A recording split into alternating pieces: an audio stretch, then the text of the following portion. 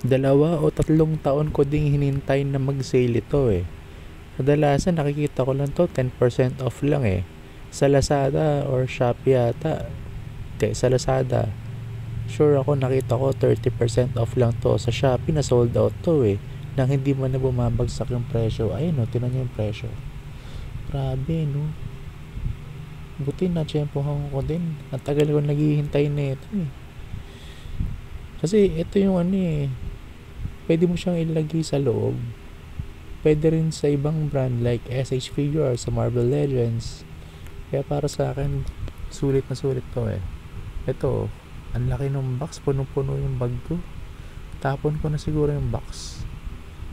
Ayan, tinapon ko na. Sayang, hindi siya pwede sa racetrack na to. Pang Tamiya 4-wheel drive lang yan eh. Please like or follow. Thank you for watching. Maraming salamat.